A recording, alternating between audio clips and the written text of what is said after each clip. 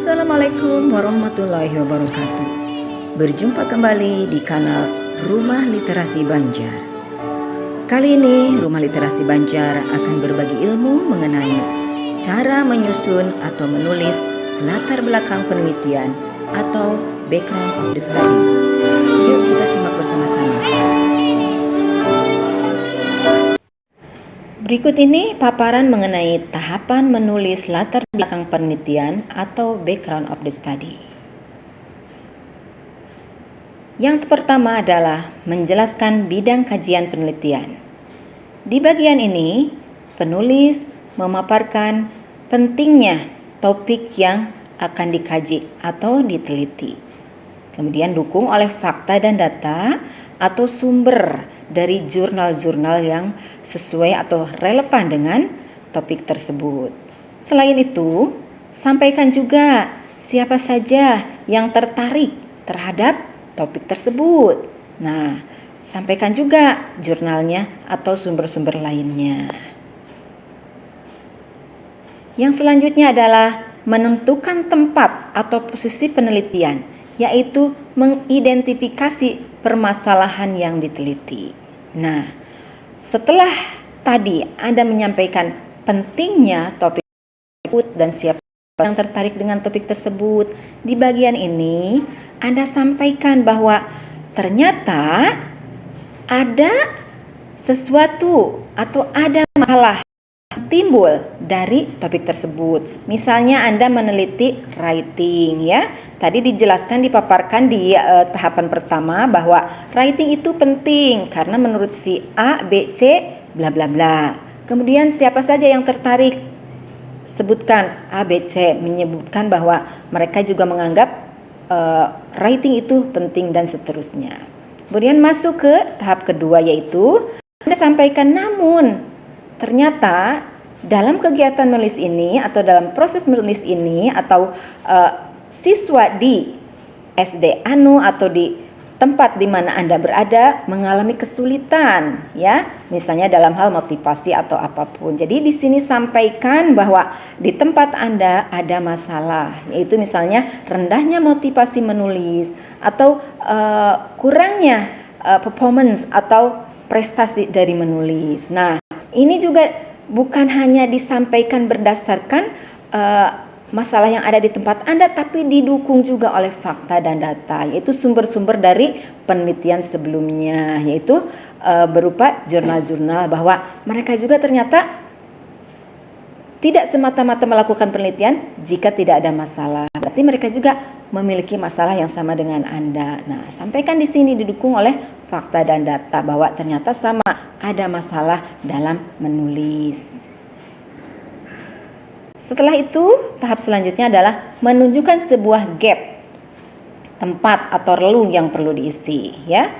Nah, tadi ya di bagian 2 ya, Anda selain menyampaikan masalah, nah, Anda juga sampaikan solusinya ya. Sebelum masuk ke tahap ketiga ini, Anda sampaikan juga solusinya. Nah, untuk meningkatkan kemampuan atau performance atau prestasi anak, maka ada salah satu strategi yang bisa menjadi solusi dari permasalahan tersebut. Misalnya apa?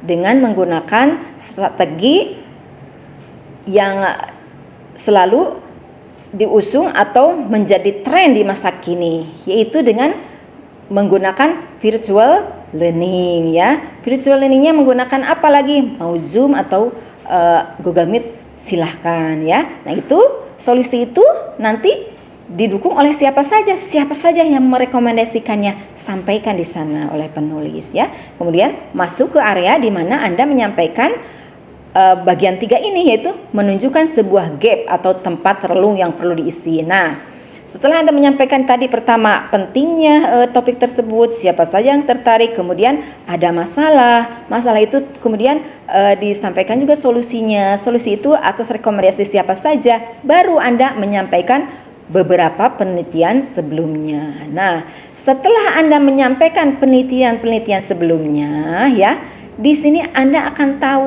gapnya, apa yang belum dilakukan oleh mereka, itulah yang disebut gap walaupun sedikit saja, itulah yang akan menjadi kebaruan dari penelitian Anda ya. Nah, ingat untuk bagian ini penelitian sebelumnya tidak usah diuraikan secara detail sampai berparagraf-paragraf, tapi hanya garis besarnya saja. Di sini kemampuan Anda untuk memparafrase dan mensintesis ya. Misalnya gini, setelah Anda menyampaikan bagian 1 2 tadi, sampaikan saja langsung seperti ini.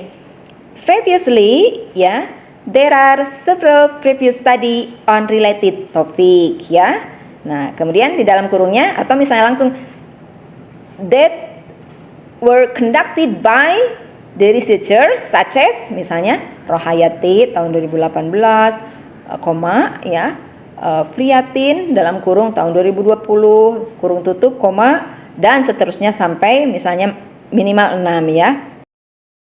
Anda menyampaikan gapnya dari ke-6 penelitian tersebut, tidak ada satupun dari mereka yang fokus kepada jenis teks, misalnya teks deskriptif ya. Sama, virtual learningnya sama, pakai Zoom meetingnya sama, namun tidak ada yang fokus kepada deskriptif teks. Nah, itulah yang disebut dengan gap atau relung yang perlu diisi. Anda bisa mengisinya di sana. Nah, itu ya bagian yang ketiga. Kemudian bagian yang keempat, menempati tempat atau posisi penelitian, itu menyebutkan fokus atau topik spesifik dari penelitian kita, bisa juga dilengkapi dengan menatakan hakikat serta manfaat penelitian ya. Nah, berarti setelah Anda menyampaikan tak satu pun dari mereka yang fokus dengan teks tertentu, yaitu teks deskriptif. Oleh karena itu, nah ini bagian keempat. Oleh karena itu, penelitian ini akan fokus kepada bla bla bla bla yang berfokus kepada deskriptif teks ya.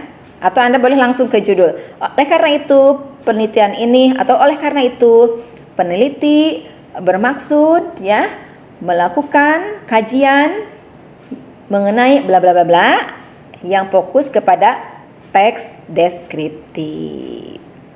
Nah, itu mungkin ya mengenai tahapan-tahapan bagaimana cara menyusun atau menulis background atau latar belakang penelitian. Selamat mencoba ya.